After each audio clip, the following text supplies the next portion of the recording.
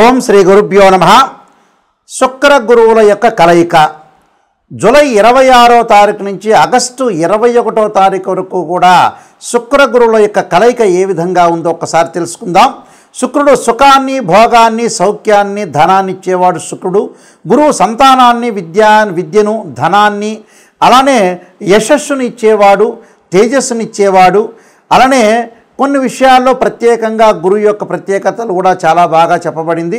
అయితే గురువు ధనాన్ని, సంతానాన్ని, సౌఖ్యాన్ని, సుఖాన్ని ఇచ్చేవాడు కూడా గురువు. విద్యాకారకుడు కూడా గురువే. అలాగా శుక్ర గురువుల యొక్క కలయిక ఏ విధంగా ఉండబోతుంది? దాదాపుగా 26 రోజుల పాటు శుక్రుడు యొక్క గురువు యొక్క కంజంక్షన్ కావటం, మిథున రాశిలో కలయిక వల్ల మనకి ఎలాంటి ఫలితాలు ఉంటాయో తెలుసుకుందాం. ముందుగా ముఖ్యంగా శుక్రగ్రహము మృగశిర నక్షత్రం 3వ పాదంలో ప్రవేశంతో మిథున రాశిలో ప్రవేశం జరుగుతుంటుంది. అలానే జూలై 26వ తారీఖున ఉదయం 8:57 శుక్రగ్రహము మిథున రాశిలో సంచారం చేయటం, ఆల్రెడీ ఉన్న గురువు మిథున రాశిలో ఉండటం వల్ల శుక్ర గురువుల యొక్క సంచారం జరుగుతుంది. అది ఎన్ని రోజుల వరకు ఉంటుంది అంటే 26 రోజుల పాటు ఉంటుంది. మరి ఆగస్టు 21వ తారీఖు రాత్రి 1:03 వరకు కూడా శుక్ర గురువుల యొక్క కలయిక ఉంటుంది. ఈ శుక్రగ్రహం కూడా కళత్రకారకుడు వాస్తవంగా అయితే. అంటే వివాహాన్ని చేసేవాడు ఎవరు అంటే శుక్రగ్రహమే. కాబట్టి ఈ గ్రహాల యొక్క అనుకూలత అనేది మనం చూసుకోవాలి. ఎలా ఉంటుంది అంటే ఇవన్నీ కూడా గోచారరీత్యా చెప్పబడే ఫలితాలు అంటారు. This is the transit system అంటారు. అయితే ఈ ట్రాన్సిట్ సిస్టంలో మరి 26 రోజుల పాటు ఏ విధంగా ఉందో మనం తెలుసుకుందాం. శుక్రుడు గోచారరీత్యా 1, 2, 4, 5, 8, 9, 11 స్థానాల్లో సుఫలితాన్ని ఇస్తాడు. అలానే గురువు 2, 5, 7, 9, 11 స్థానాల్లో సుఫలితాన్ని ఇస్తాడు గోచారరీత్యా కూడా. అలానే ఇక్కడ ఏదైనా సరే గ్రహం మిత్రగ్రహాలు, అలానే శత్రుగ్రహాలు అనేవి ఉంటాయి. ఆ గ్రహాలు ఏ విధంగా ఉంటాయో తెలుసుకోవాలి. శుక్ర గురువుల యొక్క కంజంక్షన్ వల్ల ఏ విధమైన ఫలితాలు జరుగుతాయో చూసుకోవాలి. ముఖ్యంగా ఇక్కడ శుక్రుడు గురువుకి సముడవుతాడు, గురువు శుక్రుడికి శత్రుత్వం అవుతాడు. అక్కడ ఈ 2 గ్రహాల యొక్క కలయిక ఏ విధంగా ఉంటుంది అంటే ఏ విధమైన ఫలితాలను అనుభవిస్తుంటారనేది మనం తప్పకుండా చూసుకుందాం. ఎలాంటి ఫలితాలు ఉంటాయో, ద్వాదశ రాశుల యొక్క ఫలితాలు ఏ విధంగా ఉన్నాయో ఒకసారి మనం తెలుసుకుందాం. వృషభ రాశి వాళ్ళకి శుక్ర గురువుల యొక్క కలయిక ఏ విధంగా ఉందో ఒకసారి తెలుసుకుందాం. శుక్రుడు వృషభ రాశి వాళ్ళకి ద్వితీయ స్థానంలో శుక్రుడి యొక్క సంచారం, ద్వితీయ స్థానంలో గురువు యొక్క సంచారం వల్ల మంచి ఫలితాలు అనేవి బాగా ఎక్కువగా ఉంటాయి. అంటే మంచి శుభమైన ఫలితాలు ఎక్కువగా ఉంటాయి.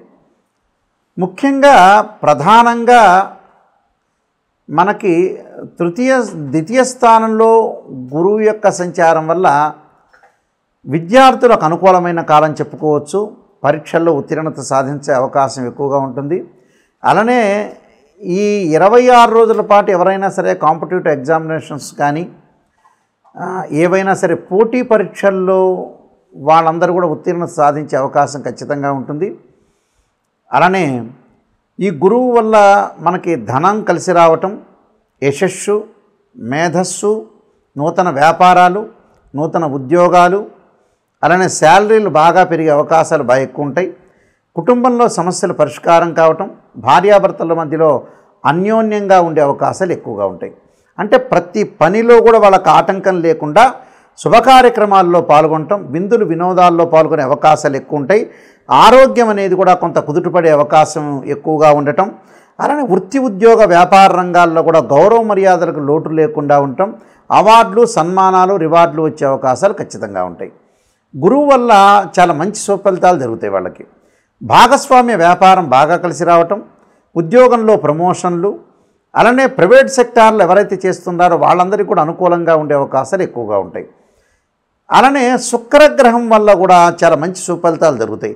శుక్రగ్రహం వల్ల బంధుమిత్రులతోటి ఆనందంగా ఉండటం, అలానే సంగీత ప్రియులు సంగీత ఆనందాన్ని ఆస్వాదించటము, అలానే ఇక్కడ భార్యా బిడ్డల వల్ల మూలకంగా కూడా వాళ్ళకి ఎంతో గౌరవ మర్యాదలు బాగా పెరగటం, అలానే మంచి సకాలంలో భోజనం చేయటము, అలానే శుభవార్తలు వినటం, ప్రియమైన వారి యొక్క మాటలు వినే అవకాశాలు ఎక్కువ ఉంటాయి. నూతన వ్యక్తుల యొక్క పరిచయాలు, అలానే బంగారు ఆభరణాలు కొనుగోలు చేయటం, నూతన వస్త్రధారణ చేయటం, అలానే శుభకార్యక్రమాల్లో పాల్గొనే అవకాశాలు ఎక్కువగా ఉంటాయి.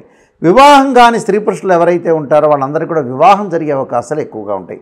అంటే మంచి సుసంపన్నమైన కుటుంబం నుంచి కానీ, అలానే మంచి ధనవంతులు కానీ, మంచి క్యారెక్టర్ కలిగిన వ్యక్తులు వచ్చే అవకాశాలు ఖచ్చితంగా ఉంటాయి. గతంలో ఎవరైతే భార్యాభర్తలు ఇద్దరు కూడా ఏకాభిప్రాయం లేకుండా విడాకులు ఉన్నవాళ్ళు, అలానే ఇద్దరి మధ్యలో డిస్ప్యూట్స్ అంటే తగాదులు పడుతున్న వ్యక్తులందరూ కూడా మళ్ళీ కలిసే ఛాన్స్ అనేది ఒకటి ఉంది. అంటే గోచారరీత్యా ద్వితీయ స్థానంలో శుక్ర గురువుల యొక్క కలయిక అనేది చాలా మంచిది వృషభ రాశి వాళ్ళకి. అందువల్ల ఇక్కడ ఏదైతే శుక్ర గురువుల యొక్క కంజంక్షన్ వల్ల అన్నీ కూడా వాళ్ళకి మంచి సుఫలితాలు జరుగుతాయి. ఏదైతే గతంలో ఆటంకాలు కలిగి పనులలో ఆగిపోయారో ఆ పనులన్నీ కూడా మళ్ళీ స్టార్ట్ అయ్యే అవకాశాలు ఎక్కువగా ఉంటాయి. అలానే లైఫ్లో ఏదైతే లీడ్ చేయాలో అలాంటివన్నీ కూడా ఆ గోల్, ఒక ఎయిమ్, ఆ లక్ష్యాన్ని సాధించే అవకాశాలు అనేవి ఖచ్చితంగా ఉంటాయి. అందువల్ల రెండూ కూడా శుభగ్రహాలే. ఒకదానికి ఒకటి సముడైనా ఒకదానికి ఇంకోటి శత్రువైనా కూడా శుక్ర గురువుల యొక్క కలయిక ద్వితీయంలో గోచారరీత్యా మంచి సుఫలితాన్ని ఇస్తుందని మనకి శాస్త్రంలో వచనం చెప్పబడింది, శాస్త్రవచనం.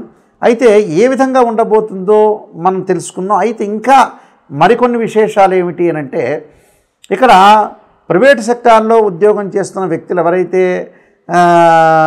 జాబ్ గురించి అప్లై చేశారో అలాంటి వ్యక్తులు కూడా అనుకున్న దానికంటే కూడా మంచి జాబ్ రావటం, అలానే ఎలక్ట్రానిక్స్ గూడ్స్, ఇంట్లో గృహ ఉపకరణ వస్తువులు కొనుగోలు చేయటం, బంగారు ఆభరణాలు, దుస్తులు, శుభవార్తలు వినటం, శుభ కార్యక్రమాల్లో పాల్గొనే అవకాశాలు ఉండటం, అన్నీ కూడా బ్యాంకు లోన్లు వచ్చే అవకాశాలు ఎక్కువ ఉంటాయి. అలా హోమ్ లోన్ అనుకోవచ్చు, పర్సనల్ లోన్ అనుకోవచ్చు, మార్ట్గేజ్ లోన్ అనుకోవచ్చు, ఏదైనా సరే లోన్ వచ్చే అవకాశాలు ఉంటాయి.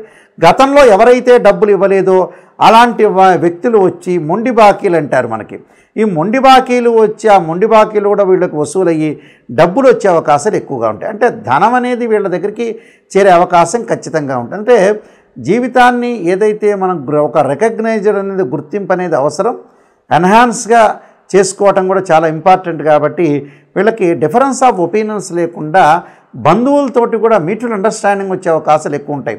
అంటే ఆ డిస్టెన్స్లో ఉన్న రిలేటివ్స్ కానీ నియర్లో ఉన్న రిలేటివ్స్ కానీ వాళ్ళందరితో కూడా సంబంధ బాంధవ్యం అనేది బాగా ఎక్కువగా ఉండే అవకాశం ఉంటుంది. కాబట్టి ఇక్కడ చాలా అనుకూలమైన ఫలితాలు వచ్చే అవకాశాలు ఖచ్చితంగా ఉంటాయి. అంటే శుక్ర గురువుల యొక్క కలయిక చాలా మంచి జరిగే అవకాశాలు ఎక్కువ ఉంటాయి. అంటే ఈ 26 రోజుల పాటు మీరు ఏం చేయాలి అని అంటే, పనులని వేగవంతం చేయాలి, ఫాస్ట్ మూవింగ్ చేయాలి.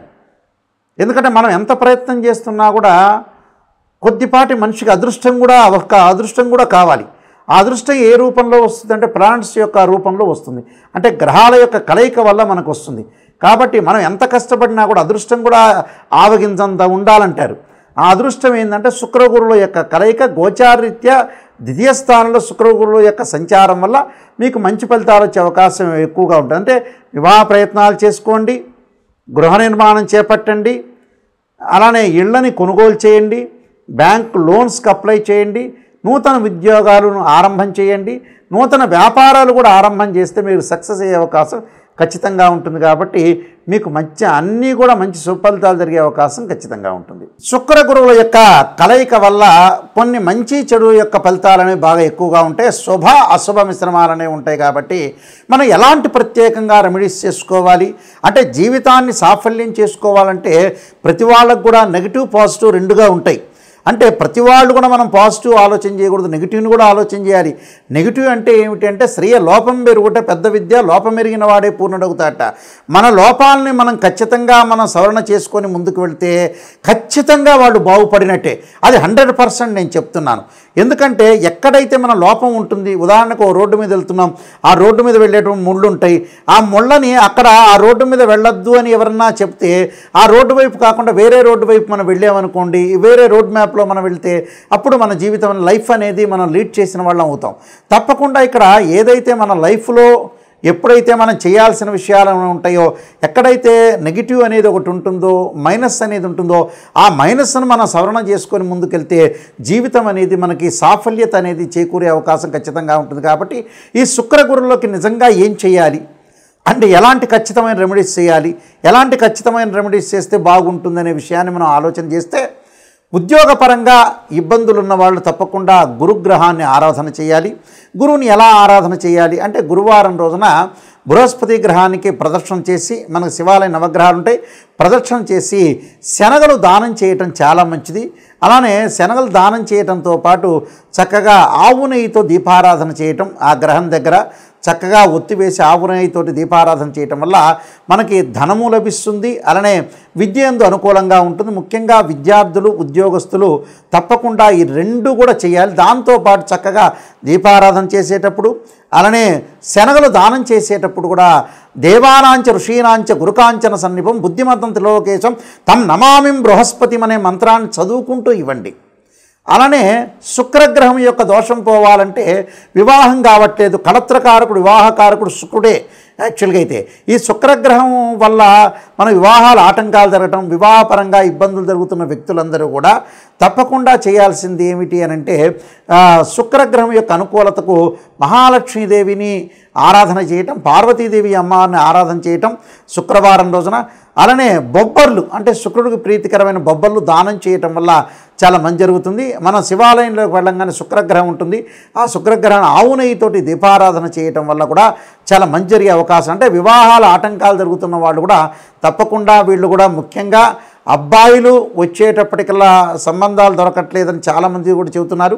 అక్కడ అబ్బాయిలు తప్పకుండా మనకు ముఖ్యంగా కన్యాపాశుపతాస్త్ర రుద్రాభిషేకం, అమ్మాయిలు వచ్చారు వరపాశుపతాస్త్ర రుద్రాభిషేకం, అఘోర గౌరీపాశుపతాస్త్ర రుద్రాభిషేకం చేయటం చాలా మంచిది.